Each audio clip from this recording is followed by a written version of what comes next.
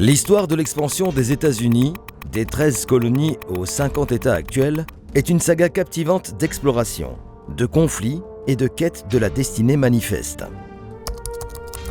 Cette vidéo retrace l'ajout chronologique de chaque État, depuis la date officielle de son adhésion à l'Union, le moment décisif où chaque territoire est devenu un État à part entière, avec les mêmes droits que les États fondateurs. En mettant en lumière les événements clés, les acquisitions territoriales, les traités et les étapes majeures, nous illustrerons l'évolution de la carte américaine. Le récit montrera comment les forces politiques, sociales et économiques ont façonné chaque région. Nous explorerons l'histoire de l'entrée des États dans l'Union avec des récits d'ambition, de compromis et d'unité, tout en abordant les débats actuels sur l'ajout potentiel de nouveaux États.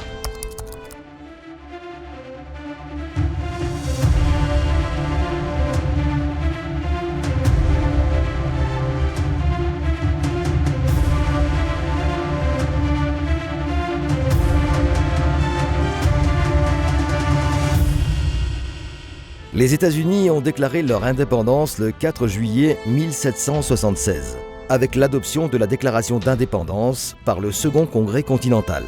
Ce document, principalement rédigé par Thomas Jefferson, annonçait la séparation des 13 colonies américaines de la Grande-Bretagne, formant une nation indépendante.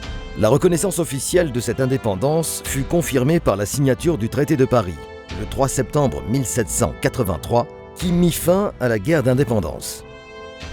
En 1783, les principaux États étaient les 16 colonies qui avaient déclaré leur indépendance et formaient les États-Unis. Le Delaware, la Pennsylvanie, le New Jersey, la Géorgie, le Connecticut, le Massachusetts, le Maryland, la Caroline du Sud, le New Hampshire, la Virginie, New York, la Caroline du Nord et le Rhode Island. Ils étaient régis par les articles de la Confédération avant la ratification de la Constitution en 1788. Les articles de la Confédération se révélèrent insuffisants, ce qui conduisit à la Convention constitutionnelle de 1787 où la Constitution fut rédigée. Ratifiée en 1788, elle créa un gouvernement fédéral plus solide, avec des branches exécutives, législatives et judiciaires distinctes. La Déclaration des droits, composée des 10 premiers amendements, fut ajoutée en 1791, garantissant des droits et libertés essentiels. Ces documents fondateurs et leurs amendements ont été cruciaux pour façonner la gouvernance des États-Unis, assurant un équilibre des pouvoirs et la protection des libertés individuelles. Le début du 19e siècle a marqué une croissance importante pour les États-Unis. Le Vermont est devenu le premier État ajouté après les colonies en 1791, après son indépendance et la résolution de conflits avec New York. Le Kentucky a rejoint l'Union en 1792, se séparant de la Virginie. L'accession du Tennessee en 1796 a marqué l'expansion vers l'ouest, au-delà des Appalaches. L'admission de l'Ohio en 1803, grâce à l'ordonnance du Nord-Ouest de 1787, a créé un modèle d'expansion territoriale. L'achat de la Louisiane en 1803, doublant la taille du pays, a mené à l'admission de la Louisiane en 1812, première addition majeure hors des frontières coloniales. L'Indiana, admis en 1816, reflétait la migration vers l'ouest et les promesses agricoles. Le Mississippi est devenu un État en 1817, pendant le boom du coton. L'Illinois a rejoint l'Union en 1818, attiré par ses prairies fertiles, suivi par l'Alabama en 1819, qui a renforcé l'économie des plantations.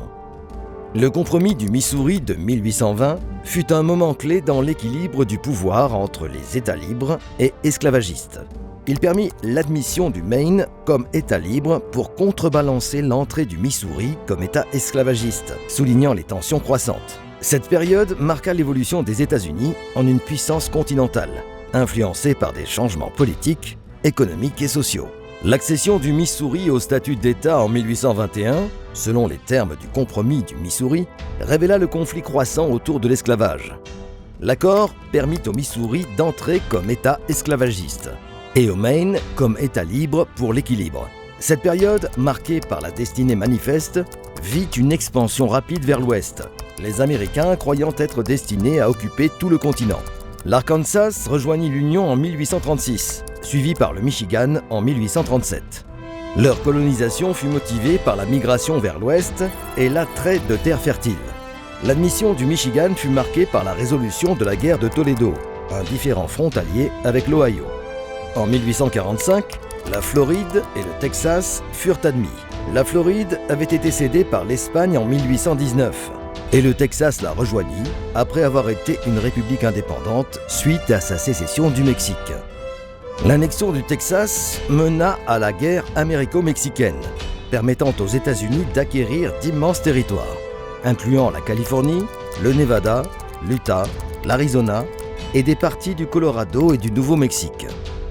L'Iowa fut admis en 1846, suivi du Wisconsin en 1848, tous deux parties de l'expansion au nord-ouest.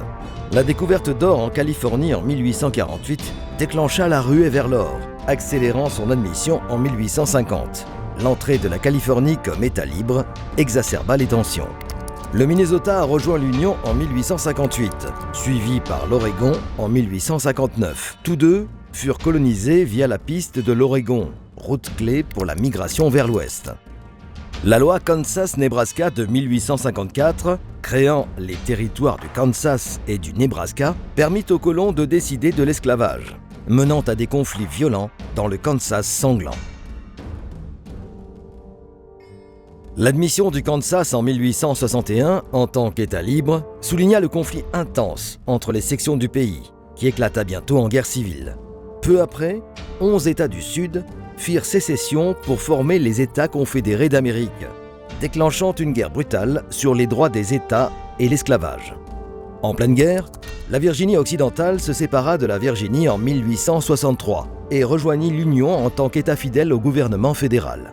L'accession du Nevada au statut d'État en 1864 fut stratégiquement importante, apportant des ressources et un soutien politique vitaux à l'Union. Après la guerre, la période de reconstruction se concentra sur la réintégration des États du Sud et sur les droits des esclaves libérés. L'admission du Nebraska en 1867 marqua la fin de cette période agitée, symbolisant l'engagement de la nation envers la reconstruction et l'expansion. Cette époque de conflit et de reconstruction transforma les États-Unis et prépara son avenir moderne. En 1867, les États-Unis achetèrent l'Alaska à la Russie pour 7,2 millions de dollars. Surnommé la folie de Seward à l'époque, ce territoire s'est révélé être une région stratégique et riche en ressources.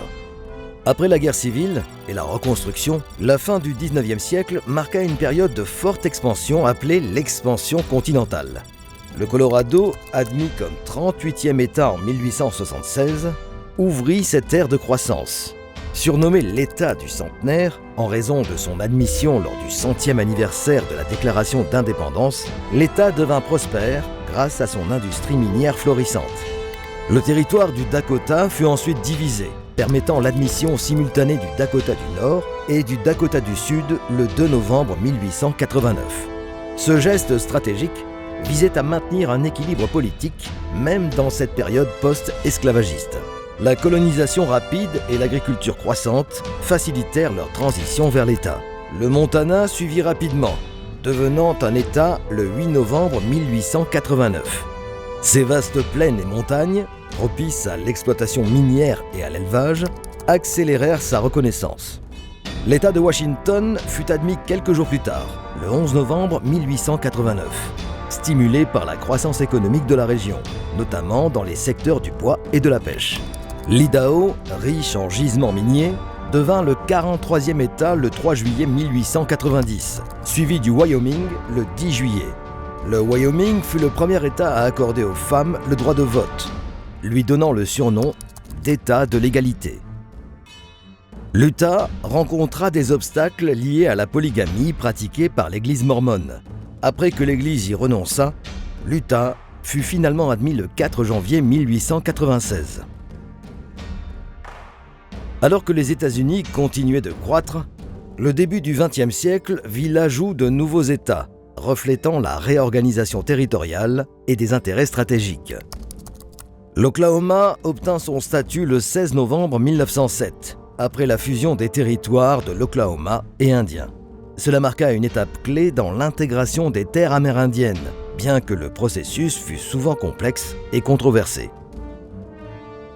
Le Nouveau-Mexique et l'Arizona suivirent rapidement, avec l'admission du Nouveau-Mexique en tant que 47e État le 6 janvier 1912 et celle de l'Arizona comme 48e État le 14 février 1912. Ces admissions complétèrent les États-Unis contigus, symbolisant la destinée manifeste, une nation s'étendant d'une côte à l'autre.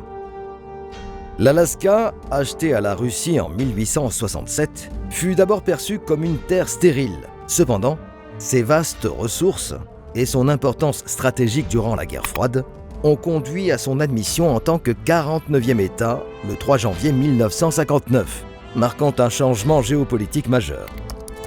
Hawaï, avec son riche patrimoine culturel et sa position stratégique dans le Pacifique, devint le 50e État le 21 août 1959.